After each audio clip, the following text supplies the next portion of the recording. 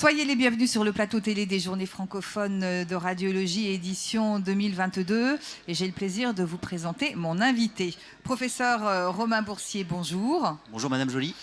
Je suis ravie de vous accueillir sur notre plateau. Vous êtes neuroradiologue au CHU de Nantes. Nous allons parler de l'anévrisme.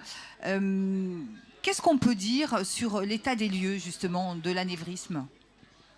Alors l'état des lieux, c'est que c'est une pathologie qui est relativement fréquente dans la population générale. Et qui fait peur ?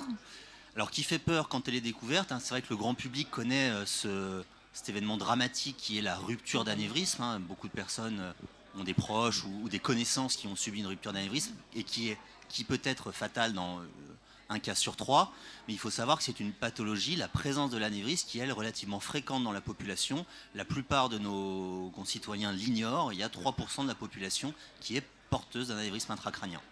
Et comment est-ce qu'on la diagnostique ? Comment est-ce qu'on la détecte ? Alors bien évidemment, il va y avoir des ruptures d'anévrisme qui vont donc révéler cet anévrisme intracrânien. Et de plus en plus, avec le développement donc, de l'imagerie cérébrale, faite une IRM pour d'autres raisons, des maux de tête, des céphalées qui n'auront rien à voir avec la présence d'anévrisme, des acouphènes ou des vertiges, des gens vont bénéficier d'une IRM cérébrale où l'on va mettre en évidence de manière fortuite, par hasard, la présence d'un anévrisme intracrânien. Mais est-ce que c'est synonyme systématiquement de rupture ? Alors, bien sûr que non. C'est une des questions qu'on essaie d'approcher aujourd'hui. Anticiper ce risque de rupture. La plupart des anévrismes intracrâniens que l'on découvre ne se rompront sans doute jamais. Mais devant le tel risque que représente une rupture, c'est vrai qu'il y a des traitements préventifs qui peuvent être proposés. Tout le problème aujourd'hui, et là où il y a beaucoup de recherches de manière active, c'est d'essayer de justement trouver des facteurs de risque de rupture, de la prédiction de la rupture, pour faire un traitement précis des gens qui ont un risque de rupture. Voilà. Qu'est-ce qu'on sait des facteurs de risque justement ? Alors, il y a pas mal d'études épidémiologiques qui ont été faites ces dernières années, qu'on commence à colliger sur des facteurs de risque. Ce qui revient la plupart du temps, il faut bien différencier les facteurs de risque de rupture des facteurs de risque de présence. D'accord. Okay. Pour la présence, clairement, avoir un apparenté au premier degré, c'est-à-dire avoir un frère, une sœur, un parent ou un enfant qui a un anévrisme, il y a 4 fois plus de risque d'avoir un anévrisme pour les personnes autour. D'accord. Donc ça, c'est vraiment l'antécédent familial, c'est le principal facteur de risque de présence. Ensuite, le tabac et l'hypertension jouent un rôle majeur. Il y a quelques autres facteurs de risque qui ont été mis en évidence pour la présence, étant entendu que pour la rupture, c'est vraiment le tabac et l'hypertension qui prédominent. D'accord. Professeur, quand on diagnostique cette présence de l'anévrisme, quel est, j'allais dire, le traitement qu'il faut mettre en place ou l'intervention d'un neuroradiologue, comment ça se passe concrètement ?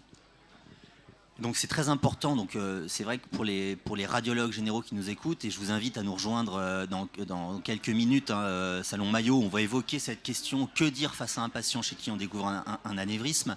Pas de panique, d'accord ? Il faut bien faire entendre aux patients que l'anévrisme qui vient d'être mis en évidence est là depuis certainement très longtemps et qu'il vivait très bien avec et qu'il va continuer de vivre avec. Pour autant, tout anévrisme qui est détecté doit faire l'objet d'une surveillance, quelle que soit sa taille, puisqu'un anévrisme peut évoluer, c'est-à-dire qu'un anévrisme de 2 mm peut devenir un anévrisme de 4 mm quelques années après, et on sait qu'un anévrisme qui grossit a un risque augmenté de rupture. C'est pour ça qu'il est très important, au minimum, d'avoir une surveillance par imagerie de ces patients qui ont un anévrisme intracrânien. Et s'il grossit, qu'est-ce qui se passe ? Alors, s'il grossit ou si d'emblée il présente des facteurs de risque de rupture, on peut proposer un traitement préventif de cet anévrisme, c'est-à-dire aller l'exclure de la circulation en mettant en place différents dispositifs intracrâniens pour exclure l'anévrisme de la circulation et empêcher ce risque de rupture. Voilà. Dites-moi, quelles sont les techniques dont vous disposez pour diagnostiquer, on va dire plus précisément cet anévrisme ? Je pense notamment à l'intelligence artificielle. Alors on fait, effectivement, il y a, comme dans tous les domaines en médecine, en particulier en radiologie, l'intelligence artificielle, c'est assez vague, mais se développe pour essayer d'augmenter notre capacité à déterminer des profils de patients avec différentes évolutions. Il y a un premier travail qui est mis en place en ce moment, qui tend à essayer d'aider le radiologue face à sa console pour détecter les anévrismes. Et là, il y a plusieurs initiatives très intéressantes qui sont en cours pour vraiment avoir ces outils d'aide au diagnostic, pour détecter l'anévrisme automatiquement, puisque ce n'est pas forcément facile de mettre en évidence une petite dilatation de 2-3 mm. Et puis, ensuite, au cours du parcours patient, on va aussi s'aider d'outils qui vont permettre de croiser des données hétérogènes, c'est-à-dire des données cliniques, des données environnementales.